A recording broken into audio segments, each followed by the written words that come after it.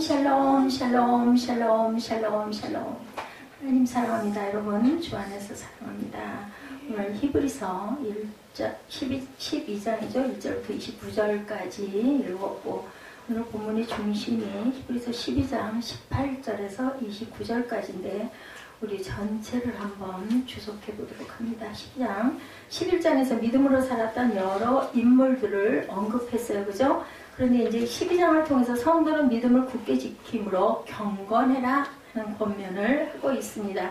즉 11장이 과거의 믿음의 표본들, 그죠? 믿음의 선진들을 쭉 나열하죠. 그 많은 우리가 잘 알고 있는 모세, 다윗, 이런 분들, 아브라함, 믿음의 조상 야곱, 요셉, 그죠? 12장은 현지에 살아가는 그리스도인들이 어떻게 믿음 생활을 할 것인가에 대한 것을 경계하시고 가르쳐 주시는 말씀이라고 생각을 하면 됩니다. 신앙과 징계에 대해서 신학의 경주를 해라 1절부터 3절 안에 그렇게 나타나 있죠. 신앙생활은 아무런 목적 없이 배회하는 구경꾼이 돼서는 안 된다. 어저께 그 원무 팀장 오셨을 때도 그 얘기를 했는데 너무 성경의 내용을 너무 잘 알고 계시더라고요. 네, 관객이 돼서는 안 된다 그랬더니 우리는 모두 다 주인공들이죠 라고 답을 탁 하시더라고요. 자신에게 주어진 일정한 코스를 따라 결승점에 이뤄야 되고 향방 없이 주먹질하지 말자. 바울도 그렇게 얘기하고 있죠. 그래서 우리는 곱게 그 길을 우리 트랙을 돌 때 바르게 그 트랙을 돌아가야지 원 밖으로 나가면 탈락이 되죠. 그죠? 그리고 우리 인생은 경주하는 것 같고 경주하는 자에게는 뭐가 그렇기 때문에 필요하다. 달리기하는 선수들 계속 훈련하지 않아요? 이런 훈련이 우리에게도 신앙의 경주를 해야 되기 때문에 신앙의 경주하는 것은 이런 훈련이 필요하다. 이 경주는 우리의 영혼과 삶을 위해 승리를 얻기 위한 것이다. 그것을 하기 위해서는 벗어버려야 할 것이 있는데 바로 무거운 짐들을 다 벗어버려라 이렇게 말씀을 하고 있습니다. 우리 12절 앞부분을 잠깐 볼까요? 너희는 피곤하여 낙심하지 않게 하여 죄인들같이 자기에게 거역한 일을 참으신 일을 생각해라. 그리고 하나님 보좌에 앉으신 분을 기억하라고 얘기하죠. 그리고 4절에는 너희가 죄와 싸우되 아직 피 흘리기까지는 대항하지 말아라. 근데 요다서 1장 3, 4절에도 믿음의 도를 위하여 힘써 싸우라. 이는 가만히 들어온 몇 사람이 있습니다. 뭐와? 사단과 이단과 싸우라는 거죠. 에베소서 6장 12절에도 증거합니다. 우리의 씨름은 뭐예요? 혈과 육을 상대하는 것이 아니요 하늘에 있는 악한 영들을 상대하라. 우리 안에는 늘 악한 영과 하나님의 영이 함께 있으면서 싸움을 하는데 우리가 그 성령의 능력으로 이기고 극복해 나가야 된다는 우리가 너무나 잘 압니다. 히브리서 기자는 예수를 바라보라고 얘기하죠. 우리를 낙심시키는 모든 것들을 바라보지 말아라. 유혹의 욕심을 우리가 썩어질 것들을 바라보지 말아라. 여기서 4장 22절에 유혹의 욕심을 따라 썩어자는 구습을 따르는 옛사람을 벗어버리고 오직 너희 심령이 새롭게 되라고 말씀을 합니다. 하나님을 따라 뭐로 의와 진리와 거룩함으로 지우심을 받은 뭐를 입어라? 새 사람을 입어라. 그리고 영생을 우리는 당연히 사모합니다. 히브리서 9장 28절에 이와 같이 그리스도도 많은 사람이 죄를 담당하시려고 단번에 들이신 바 되셨고 구원에 이르기 위하여 죄와 상관없이 자기를 바라는 자들에게 몇 번 나타나셨다. 두 번째 다시 나타나시죠. 부활하시고 나서 징계에 대한 태도에 대해서 본문 5절에서 13절 내용 안에 나타나 있습니다. 우리가 살아가는 이 세상은 인생의 격전장과 같다. 시험과 풍파와 반란이 없으면 얼마나 좋을까마는 인생 자체가 그저 물결이죠. 풍랑입니다. 격전장에서 싸움을 포기한다는 것은 적에게 굴복하는 게 되죠. 격전장에서 칼을 내려놓으면 결국 우리는 지고 죽을 수밖에 없다는 걸. 그래서 히브리서 기자는 주의 징계하심을 경하게 여기지 말아라. 가볍게 여기지 말고 그에게 꾸지람을 받을 때 낙심하지 말아라. 왜? 친자식이기 때문에 채찍질하고 때리신다라고. 우리가 12장 8절에도 징계는 다 맞는 것을 너에게 없으면 뭐예요? 사생자의 친아들이 아니다. 우리 육신의 아버지가 우리를 징계하여도 공경하거나 하물며 영의 아버지께서 더욱 복종하며 살려하지 않겠느냐. 그들은 잠시 자기의 뜻대로를 징계하였거니와 오직 하나님은 우리의 유익을 위하여 그의 거룩하심에 참여하게 하신다. 무릇 징계가 당시에는 즐거워 보이지 않고 슬퍼 보이나 후에 그로 말미암아 연단받은 자들은 뭐와 의와 평강의 열매를 맺느니라. 우리는 감사해서 그것을 받아야 되고 자세는 13절에 피곤한 손과 연약한 무릎을 일으켜 세우라고 그러죠. 내 발을 위하여 곧은 길을 만들어 저는 다리로 하여금 어그러지지 않고 고침을 받게 하여라. 그래서 14절에 모든 사람과 더불어 화평함과 거룩함을 따르라. 이것이 없으면 아무도 주를 보지 못하리라. 우리가 그렇기 때문에 주를 바라보기 위해서는 그러한 모든 징계 외에 또한 그런 그 아픔에도 감사하고 그 모든 경주에 또한 참여함을 가져야 된다. 우리 유익을 위하여 가장 귀한 것을 주셨다는 것을 우리가 알아야 된다.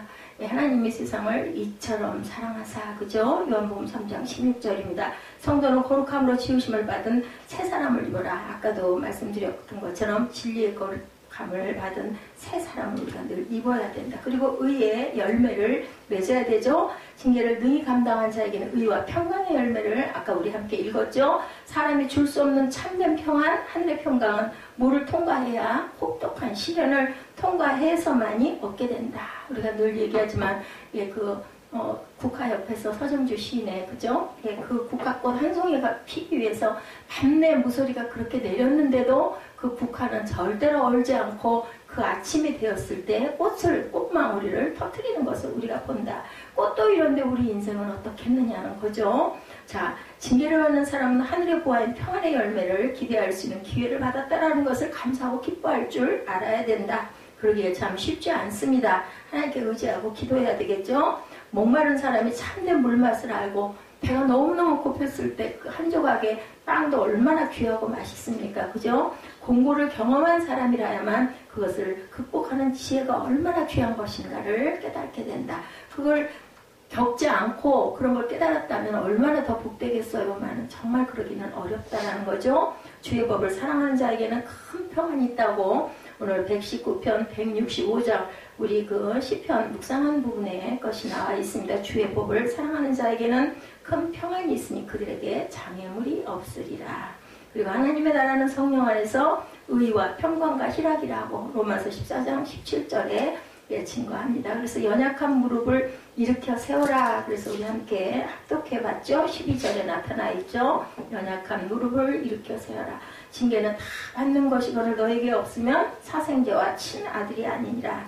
이렇게 계속 쭉 보니까 12절에도 그래서 그러므로 피곤한 손과 연약한 무릎을 일으켜 세워야 합니다. 우리 모두는. 징계는 그것을 당하는 사람들로 하여금 각성하는 시간을 갖게 함과 동시에 올바른 길을 보여주시기 때문에 삶을 재정비할 수 있는 좋은 계기를 삼아야 된다라는 겁니다.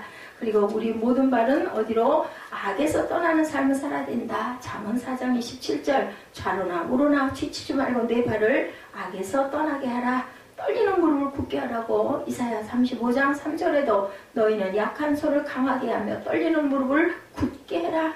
그리고 믿음으로 살아라. 배교하는 자들을 경계하라고 말씀하죠. 25절에 너희는 삼가 말씀하신 일을 거역하지 말라. 땅에서 경고하신 일을 거역한 그들이 피하지 못하였거늘 하물며 하늘로부터 경고하신 일을 배반하는 우리일까 보냐라고 말씀합니다. 이단과 배교자들은 예수 그리스도를 떠나 사단의 지배를 받는 그리스도로 적그리스도로 나타나죠. 성도는 그들을 철저히 경계해야 된다. 성도가 교회에서 경계해야 할 인물은 쓴뿌리인 독초와 같은 자들, 이들은 배교자로 하나님을 떠난 이단들이나 이방신과 우상을 섬기는 자들을 가리키고 음행하는 자와 망령된 자를 경계해야 된다라고 말씀하죠. 회개할 기회를 놓치는 것은 하나님의 자비의 손을 뿌리치는 것과 같다라는 것을 꼭 잊지 말아라. 교회 내 악인들로 인하여 퍼질 해악이 돼서 사도행전 8장 23절에 내가 보니 너는 악독이 가득하며 불의에 매인 바 되었도다 라고 증거되어 있습니다. 음행하는 우상숭배의 상징으로도 쓰입니다. 사사기 2장 17절에 그들이 그 사사들에게도 순종하지 아니하고 오히려 다른 신들을 따라가 음행하며 그들에게 절하고 야훼의 명령을 순종하던 그들의 조상들이 행하던 길에서 속히 치우쳐 떠나 그와 같이 행하지 아니하였더라. 왜 이렇게 마음이 아픈지 모르겠네요. 토요일날 그렇게 온천을 가면 좋을까요? 주일날 그 시간이 기억이 안 날까요? 하나님의 마음이 느껴지지 않을까요? 그죠? 하늘에 있는 새 언약에 대해서 하나님이 주신 새 언약은 죄인들의 구속과 아울러 성도들이 영원히 거하게 될 하나님의 나라에 대한 내용도 포함하고 있죠. 예수 그리스도는 피 흘림을 통하여 인류의 죄를 속하고 구속의 역사를 완성하신 인류의 속죄양, 말할 것도 없죠. 예수 그리스도를 믿는 성도들 우리는 이미 새 언약의 성취를 맛본 자들이라고 말씀합니다. 이것은 예수 그리스도에 대한 믿음이 새 언약을 성취하는 유일한 조건임을 일깨워주는 말씀인데 그리스도의 지체인 저와 여러분입니다. 고린도전서 12장 12절 몸은 하나인데 많은 지체가 있고 몸에 지체가 많으나 한 몸인 것 같이 그리스도도 그러하니라. 그리스도가 그저 저희와 한 몸이기 때문에 우리 성도들도 하나가 돼야 된다는 말씀입니다. 영원한 언약이다. 이사야 55장 3절이죠. 너희는 귀를 기울이고 내게로 나와 들으라. 그리하면 너희 영혼이 살리라. 내가 너희를 위하여 영원한 언약을 맺으니 곧 다윗에게 허락한 확실한 은혜가 너희 모두에게 주겠다는 거죠. 굳건한 믿음의 태도를 보여라. 이 세상에 있는 것은 무엇이든지 진동하지만 성도들에겐 영원히 진동하지 않을 나라를 약속받고 있음을 히브리서 기자는 증거하고 있습니다. 그래서 보니 뒷부분에 나타나 있겠죠. 자, 22절에 너희가 이룬 곳은 시온산과 살아계신 하나님의 도성인 하늘의 예루살렘과 천만 천사와 하늘에 기록된 장자들의 모임과 교회와 만민의 심판자이신 하나님께 온전하게 된 의인의 영들과 새 언약의 중보자이신 예수와 및 아벨의 피보다 더 나은 것을 말하는 뿌리민 핀이라. 너는 상과 말씀하신 이를 거역하지 말고 땅에서 경고하신 이를 거역한 이들이 피하지 못하였거든 하물며 하늘로부터 경고하신 이를 배반하는 우리일까 보냐. 그때에는 그 소리가 땅을 진동하였거니와 이제는 약속하여 이르시되 내가 또 한 번 땅만 아니라 하늘도 진동하리라 하셨느니라 라고 이렇게 말씀합니다. 그래서 우리는 굳건하게 믿음을 지키고 가야 되겠다라는 거죠. 네, 그렇습니다. 우리는 행동하는 지성이라든가 행동하는 양심, 행동하는 신앙이라는 말을 종종 하죠. 이런 것 지성이나 양심이나 신앙 등이 행동으로 구체화되지 않으면 그가 키나 유연성이 형편없이 떨어지게 된다는 것을 우리가 알아야 된다. 행동이라는 옷을 입지 못하면 죽은 지성이 되고 죽은 양심이 되고 죽은 신앙이 됩니다. 어저께 제가 그분 가실 때까지 행하십시오. 계속 얘기를 했더니 행하겠습니다라고 대답을 하고 가셨어요. 눈에 보이는 것은 잠깐이죠. 고린도후서 4장 18절에 우리가 주목하는 것은 보이는 것이 아니요 보이지 않는 것이니 보이는 것은 잠깐이요 보이지 않는 것은 영원합니다. 은혜 받은 자의 취할 태도 에베소서 1장 6절에 이는 그가 사랑하시는 자 안에서 우리에게 거저주시는 바 그의 은혜의 영광을 찬송하게 합니다. 우리가 세상에 사는 것은 딱 목적이 이거예요. 은혜의 영광을 찬송하게 하려고 하나님께서 우리를 세상에 이렇게 아름다운 세상을 지어주시고 그곳에서 가족을 이루고 교회를 이루고 살라고 하셨으니 우리는 할 일이 뭐겠어요? 가장 큰 목적이 하나님께 영광 돌리는 거 아니겠어요? 주인에게 당연히 감사합니다. 영광 돌리는 게 맞죠. 믿음의 주여 우리를 온전케 하시는 분인 예수 그리스도를 바라봄으로 어떠한 환난과 역경도 인내하고 기쁘게 감당해야 되겠다. 그것이 우리에게 하늘나라를 주시기 위한 그런 과정임을 감사해야 되겠죠. 그래서 우리는 흔들리지 않는 나라를 받은 우리입니다. 오늘 본문에서 두 산을 대비시키고 있죠. 18절에서 21절에는 그 이름을 명시하지 않았지만 신의 산을 나타내고 있고 22절에서 24절은 시온산이라고 말하고 있죠. 18절에서 21절 잠깐 봅니다. 너희는 만질 수 있고 불을 붙는 산과 침침함과 후각과 폭풍과 나팔 소리와 말하는 소리가 있는 곳에 이른 것이 아니라 그 소리를 듣는 자들은 더 말씀하지 아니하시길 구하였으니 이는 짐승이라도 그 산에 들어가면 돌로 침을 당하리라 하신 명령을 그들이 견디지 못합니다. 그 보이는 바가 이렇듯 무섭기로 모세도 이르되 내가 심히 두렵고 떨린다 하였느니라. 예, 말하지 않았지만 신의 산이죠. 모세가 두렵고 떨린다고 얘기했고 그리고 22절에서 24절에는 시온산이라고 말씀을 하고 계시죠. 22절에 하나님과 및 온전하게 된 의인의 영들과 새 언약의 중보자이신 예수와 및 아벨보다 더 나은 것을 말하는 뿌린 핀이라. 예, 너희는 상과 말씀하신 이를 거역하지 말라라고 이야기를 하고 있습니다. 그래서 24절까지 새 언약의 중보자이신 예수 및 아벨의 피보다 더 나은 것을 뿌린 피의 시온산을 말씀하고 있다는 것. 18절과 22절을 시작하는 말이 모두 다 뭐라고 그러고 있어요? 너희는 하고 시작이 되죠. 이 너희는 물론 히브리서의 수신자들을 말하고 18, 19절에 너희는 그 뭐뭐 하는 곳에 이른 것이 아니라 22절에서 24절에서 그러나 너희가 이른 곳은 뭐뭐이니라 라고 말씀하죠. 히브리서의 수신자인 그리스도인들이 이른 곳은 18, 19절에서 말하는 신의 산이 아니라 22, 24절에서 말하는 시온산 영원한 산이라는 것을 표현하고 있다. 그러면 시내산과 시온산의 차이는 뭘까? 시내산을 보면 18절과 19절 상반절에서 시내산을 만질 수 있고 불이 붙은 산과 침침함과 흑암과 폭풍과 나팔 소리가 말하는 소리가 있는 곳이다 이렇게 증거하죠.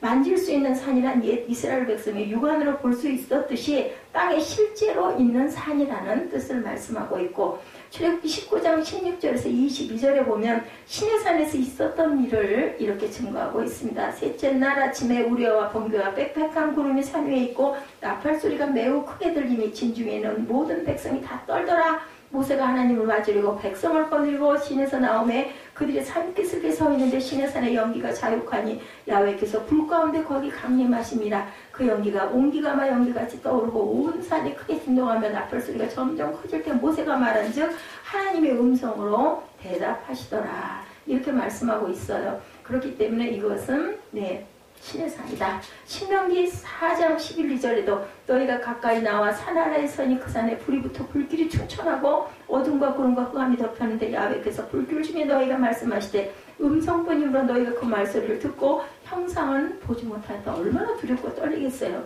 상상을 한 번만 해봐도 그렇습니다. 본문 19절 하반절에 그 소리를 듣는 자들은 더 말씀하지 아니하시기를 구하였다. 두렵고 무서워서. 그래서 모세에게 대신 가서 듣고 오라고 그러죠. 출애굽기에 보면. 더 말씀하지 아니하기를 구하였다는 것은 이스라엘 백성이 하나님께서 더 이상 그들에게 직접 말씀하시지 않고 모세를 통해 너무 무서우니까 대신 듣고 와서 전해주시오라고 얘기를 했다는 거죠. 출애굽기 20장 18, 9절에 뭇 백성이 우레와 번개와 나팔 소리와 산의 연기를 본지라. 그들이 볼 때 떨며 멀리 서서 모세에게 이르되 당신이 우리에게 말씀하소서 우리가 들으리다. 하나님이 우리에게 말씀하지 말게 하소서 우리가 죽을까 하나이다. 정말 그때 그 백성들은 정말 하나님의 나타나심과 음성이 있어서 그랬겠지만 지금 이 시대에 우리 성도들보다 훨씬 착하고 그죠? 아주 정말 착하고 착한 그런 그 백성들이구나 하는 생각이 듭니다. 죽을 것 같이 내 죄가 있으면 무조건 가서 죄를 사해야 돼요. 그리고 쫓아가지 않습니까? 신명기 5장 22절에서 27절에도 이제 우리가 죽을 까닭이 무엇이니까 이 큰 불이 우리를 삼킬 것이요 만일 우리가 우리 하나님 야훼의 음성을 다시 들으면 죽을 것이라. 육신을 가진 자로서 우리처럼 살아계신 하나님의 음성이 불 가운데 바람을 듣고 생존한 자가 누구니까? 당신은 가까이 나가 우리 하나님 야훼께서 하시는 말씀을 다 듣고 우리 하나님 야훼께서 당신에게 이르는 것을 다 우리에게 전하소서 우리가 듣고 행하게 했나이다. 지금도 이렇게 하나님 음성이 들리면 놀러 갈까요? 안 가겠죠. 가라고 그래도 아마 등을 떠밀어도 안 갈 겁니다. 출애굽기 19장 12, 3절에도 너희 백성을 위하여 주의를 경계를 정하고 이르기를 너희는 삼가 산에 오르거나 경계를 침범하지 말지니 산을 침범하는 자는 반드시 죽임을 당할 것이라. 그런 자에게는 손을 대지 말고 돌로 쳐 죽이거나 화살로 쏘아 죽여야 하리니 짐승이나 사람을 막론하고 살아남지 못하리라 하고 나팔을 길게 불거든 산 앞에 이를 것이니라. 그러니 명령을 안 들을 수도 없었을 것 같아요. 오늘 본문 21절에서 그 보이는 바가 이렇듯 무섭기로 모세도 이르되 내가 심히 두렵고 떨린다 하였느니라 이렇게 나타납니다. 신명기 9장 19절에 우리는 실제로 모세가 말하기를 야훼께서 심히 분노하사 너희를 멸하려 하셨으므로 내가 두려워하였노니라고 이렇게 분명히 증거되어 있다라는 거죠.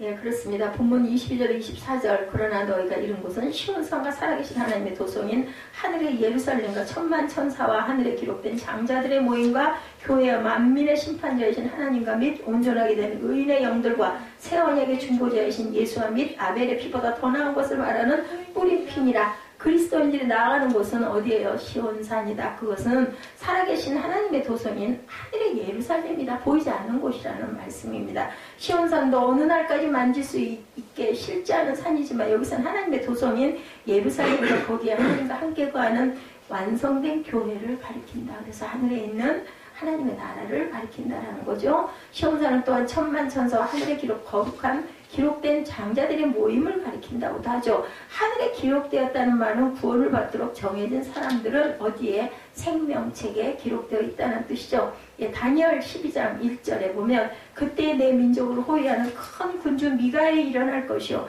또 환란이 있으니 이는 개국 이래로 그때까지 없던 환란일 것이며 그때 내 백성 중 책에 기록된 모든 자가 구원을 받을 것이다 라고 말씀합니다.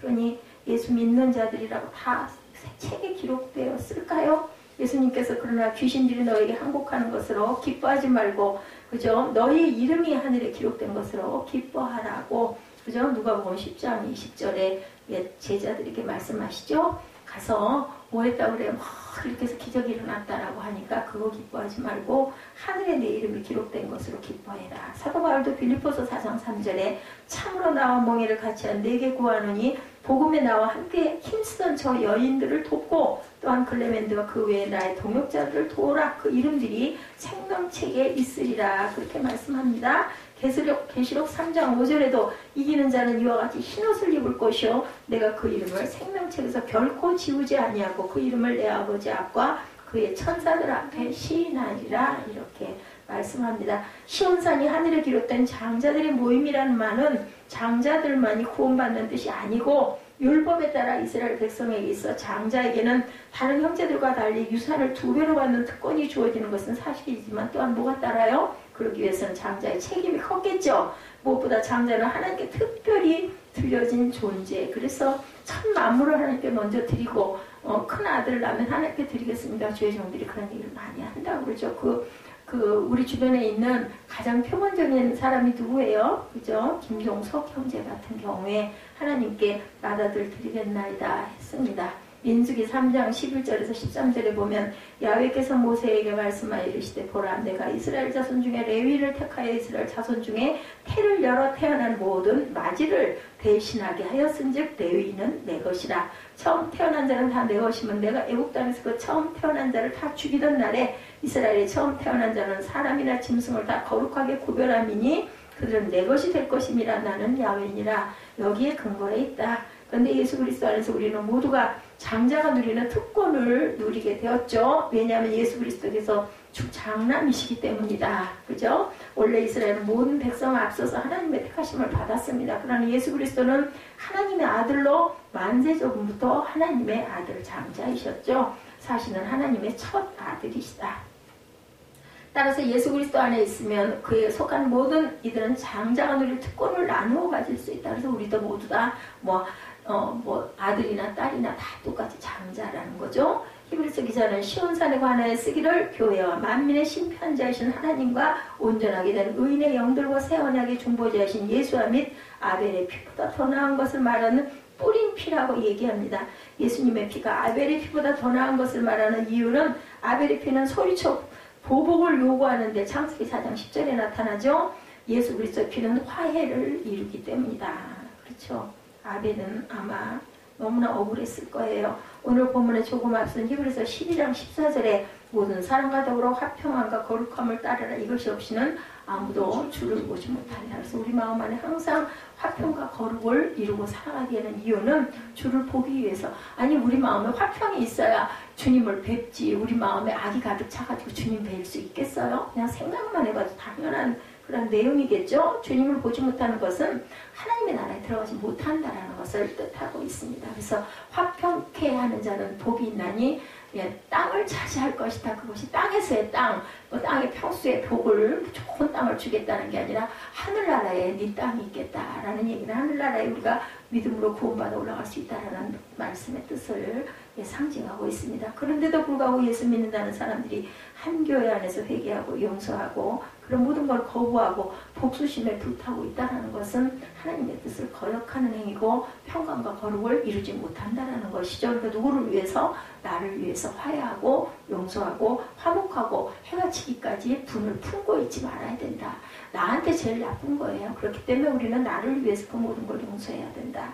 우리는 믿음 안에서 이미 하늘의 예루살렘에 도달했어요. 예배 속에서 하나님의 지성소에 들어갈 수 있게 예수께서 그렇게 휘장을 찢어 놓아 주셨죠. 그리스도인으로서 우리는 예수 그리스도에 의해 이미 지금 하늘의 예루살렘의 시민이다. 왜냐하면 그리스도께서 우리의 삶을 주관하고 다스리고 있기 때문에 우리는 그 다스림을 기쁘고 감사하게 받아야 된다. 그러기 위해서는 세상에서 연단도 환난도 있을 수 있고 우리는 또한 훈련을 해야 된다는 거죠. 예배도 훈련이죠. 말씀 묵상도 훈련입니다. 기도도 훈련입니다. 그런 거를 그저 게을리하지 말아야 된다. 옛 이스라엘 백성이 시내산에 가까이 갈 때는 두려움에 떨면서 나갔어요. 죽을까 겁을 내고, 그죠? 그러니 그렇게 아주 순종 복종을 안 할 수가 없었겠죠. 그런데 오늘날의 새 이스라엘 백성은 즐거움으로 시온산을 향해 가서 자유를 주셨잖아요. 진리가 너희를 자유케 하리라. 그리고 예수께서 오심으로 인하여 우리에게 참 자유를 주셨는데, 참 자유를 누리기 위해서는 우리가 뭐가 따르겠어요? 책임이 따라야 되겠죠. 그 말씀을 순종하고 그 율법을 잘 지킬 줄 아는 예수님 말씀, 하나님을 사랑하고 이웃을 사랑하는, 아주 간단해 보이는데 그 안에는 십계명이 다 들어있다라는 것이죠. 그래서 예수 그리스도를 새 이스라엘 백성은 즐거움으로 시온산을 향하고, 예수 그리스도께서 만드신 그 차이는, 오시기 전에는 하나님은 멀리 계시고 무서운 분이시고 위협적인 분이셨는데, 예수님 오신 후에는 예수를 통해서 우리를 하나님의 존전으로 환영하시는 하나님에 대해서 사랑으로 나타나셨다. 옛 언약의 중보자인 모세보다 새 언약의 중보자이신 예수 그리스도의 권위가 큰 것을 밝힌 히브리서의 저자는 당연히 더욱더 그리스도의 말씀에 순종해야 되겠죠. 얼마나 이렇게 좋은 세상, 아름다운 세상을 주셨는데 그분을 우리가 순종하지 않고 갈 수가 없죠. 그래서 25절에 너희는 상과 말씀하신 일을 거역하지 말라. 땅에서 경고하신 일을 거역한 그들이 피하지 못하였거든 하물며 하늘로부터 경고하신 일을 배반하는 우리일까 보냐 라고 말씀합니다. 땅에서 경고하셨다는 것은 시내산에서 주어진 계시에 따른 경고를 말하죠. 하늘로부터 경고하셨다는 것은 누구? 예수 그리스도를 통해 선포된 복음에 우리가 순종을 어떻게 안 할 수가 있겠느냐.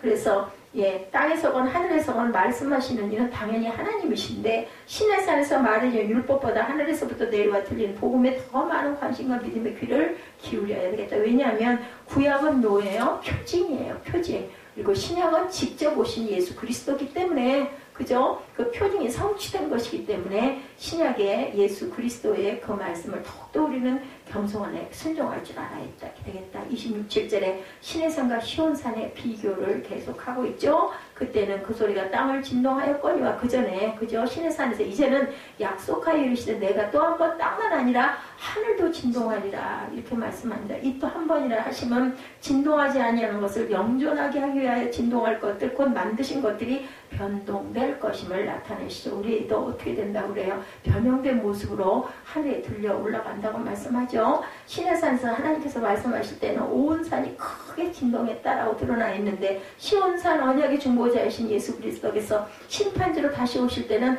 땅만 아니라 하늘도 진동하리라는 거죠. 땅과 하늘은 우주 전체를 당연히 가리키는 겁니다. 선지자 학개는 일찍이 조금 있으면 내가 하늘과 땅과 바다와 육지를 진동시킬 것이다. 학개 2장 6절에 하나님의 말씀을 이렇게 증거하고 있습니다. 본문 28, 9절에 히브리서 1장부터 10장까지 전체 목표인 핵심이 나타납니다. 28절은 권면이고 29절은 경고의 말씀입니다. 그러므로 우리가 흔들지 않은 나라를 받았죠. 은혜를 받자. 이로 말미암아 경건함과 두려움을 하나님을 기쁘시게 섬길지니 우리 하나님은 소멸하는 불이심이라. 흔들지 않는 나라란 영원한 나라, 당연하죠. 영원한 도성 하늘나라를 말씀하고 있습니다. 우리는 그 나라를 받았고, 이것은 그저 선물로 주신 은혜고, 그런데 그 은혜를 받자라는 말은 감사하자라는 뜻이죠. 마땅히 감사해야 한다는 거 당연하죠. 그리고 감사하는 길은 경건함과 두려움으로 하나님을 기쁘시게 섬기는 것이, 그것이 우리의 감사입니다. 히브리서 기자는 말하죠. 그는 우리 하나님은 소멸하는 불이다 라고 말씀을 합니다. 그래서 히브리서 12장이 맞춰지죠. 29절 마지막 절로. 신명기 4장 24절에 보면 내 하나님은 야훼는 뭐라고 그러세요? 소멸하는 불이시오 질투하시는 하나님이라고 말씀합니다. 그래서 우상을 절대로 섬기면 안 되는데, 우리 성도들도 우리 교회들도 보면 우상 숭배가 너무나 많을 때가 많아요. 나도 모르게, 그죠? 주시옵소서, 뭐 축복 주시옵소서, 형통케 하시옵소서, 이런 것들이 우리 생각에는, 우리 기도는 당연히 원하는 것을 구하는 게 맞지만 어떤 면으로 보면은 그것이 기복신앙이 될 수 있다. 조심해야 된다라는 거예요. 하늘나라를 구해야 됩니다. 하늘나라를 땅에서 형통하는 거, 땅에서 뭔가 그죠 성공하는 거, 이런 거를 구하면은 기복신앙이 될 수가 있고 우상숭배가 될 수 있다. 그것이 우상이 되는 거예요. 그죠? 내가 잘 먹고 잘 살고 싶다라는 것은 우상이 될 수 있다. 하나님의 거룩하심은 온갖 우상숭배와 불신앙과 교만과 불순종의 죄와 모든 불의를 절대로 용납하시지 않는다. 그 모든 것은 불이신 하나님에 의해 소멸되고 말 것이다. 그래서 땅에서의 모든 것은 순간적인 것이고 하늘나라의 것은 영원하다라고 우리가 그래서 보화를 쌓을 때는 어디다? 하늘나라 창고에 쌓으라고 말씀하시죠. 예, 계속 예, 환태평양 지역에 있는 일본과 남미에서 요즘에 지진이 엄청 발생을 많이 하고 있습니다. 강도 높은 지진이 우리나라까지도 그죠? 지진이 왔었죠. 예, 연쇄적으로 일어나고 있고 흔들리던 땅 위에 서인 것이 얼마나 위험하고 무서운 것인지 지진 현장을 직접 보고 우리 뉴스로 TV로 직접 가지는 못하지만 볼 때마다 저도 그런 생각을 해요. 아니 어느 순간에 아침까지 서있던 그 높은 빌딩 건물들이 그죠? 완전히 무너져 버리면 그 안에 있는 모든 사람은 뭐 그저 형체도 찾을 수가 없이 없어져 버려요. 그걸 어저께 알았겠어요. 새벽에 알았겠어요. 그죠? 전혀 모르는 거예요. 제가 어제도 그 얘기를 했습니다. 잠잘 땐 전 누워서 내일 아침에도 눈을 뜨게 해 주옵소서 했잖아. 아이고 어떻게 그런 말씀을 하세요. 모르는 거죠. 아침에 일어나서 제일 첫 번째 드는 생각은 하나님 감사합니다. 깨어나게 해주셔서. 그렇지만 지진이 난 나라와 지방의 땅만 흔들리는 것이 아니라 이제는 세상이 온통 다 흔들리고 있다라는 것. 지진이 없어서 정말 우리 좋은 나라에 안전한 나라에 살았고 이제는 그저 그 건물을 지을 때 이제는 그 지진에 대한 대비도 해야 된다라는 목소리도 나오죠. 이슬람 테러 집단에 의해 세계의 평화와 안녕이 흔들리고 있습니다. 제일 안전한 이 사람들의 조상들이 누구예요? 이스마엘이잖아요. 그죠? 예, 하나님의 온전한 씨가 아니었습니다. 제일 안전한 줄 알았던 나라들이 가장 불안한 나라들로 계속 바뀌고 있습니다. 북한의 핵무기와 미사일에 의해서 우리 안보가 흔들리고 경제 전쟁에 의한 우리의 경제 흔들림도 있고 세계 최강이었던 우리나라 조선업이 뿌리쳐 흔들리다가 그만 침몰하고 마는 사건도 일어나고 우리가 세계 1, 2, 3위였던 조선 수주를 지금은 중국이 싹쓸이 해가서 굉장히 무서운 세력으로 중국이 부장해서 떠오르고 있죠. 국가 경제를 예 어때요? 삼성과 현대조차 이제는 아주 그 흔들림을 당하고 있다고 합니다. 누구나 흔들지 않는 세상 당연히 소망하죠. 전쟁이 없는 세상을 소망합니다. 그러나 이 세상 어느 것도 영원히 흔들리지 않고 서는 것은 없다라는 것입니다. 그런데 우리는 흔들리지 않은 나라를 받은 하나님의 자녀들이에요. 얼마나 영원한 약속을 받았을까. 그리스도에게 속해 있기 때문이죠. 이 세상에 그 어떤 일이 일어날지라도 우리의 장래는 파괴될 수 없는 견고한 기초 위에 있다. 우리 육은 죽을지라도 영원히 살 수 있으니 얼마나 대단한 복음을 들었는가. 그렇다면 보험 약관을 잘 우리가 시행해 나가야 되겠고 그 약관을 지켜야겠죠. 하나님의 은혜다. 그 모든 것은 하나님께 그렇기 때문에 우리는 감사하고 은혜에 응답할 줄 알아야 된다. 흔들릴 것 위에 서고 그것으로 우리 소망을 두어서는 절대로 안 되죠. 당연하죠. 어떤 사람도 아마 이거 물어보면은 그 대답 오답을 그 잘못된 대답을 하는 사람은 없을 겁니다. 흔들리는 거 위에다 누가 뭘 놔두겠어요? 우리 귀한 보물을 흔들린 거 위에 올려놓겠어요? 안 올려놓습니다. 그렇다면 우리 영혼은 어떻습니까? 우리의 육체는 어떻습니까? 흔들리지 않은 것을 따라가는 게 맞습니다.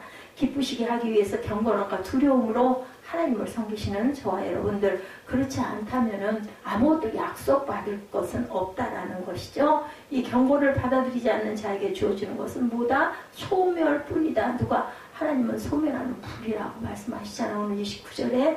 그래서 길이요 진리요 생명이신 예수 그리스도만이 영원히 흔들리지 않는 영원한 불이시고 영원한 터전이시고 영원한 소망이시라는 것.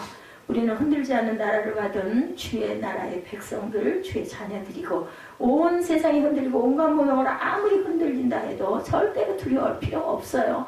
뭐 죽어도 천국, 그죠? 살려주시면서 땅에서 있을 때 우리 자리에서 우리의 소명을 가지고 최선을 다하고 달려가면 됩니다. 그것이 뭐 얼마만큼의 그 뭐 100%를 이루지 않는다 하더라도 우리가 최선을 다했는지 안 했는지는 하나님은 아시니까 우리가 그렇게 달려가기는 하는 저와 여러분들 믿음으로 흔들림의 위기를 극복해 나가고 말씀의 터 위에 견고히 서서 주님의 은혜 속에서 살아가시는 저와 여러분 되시기를 주님의 이름으로 축복합니다.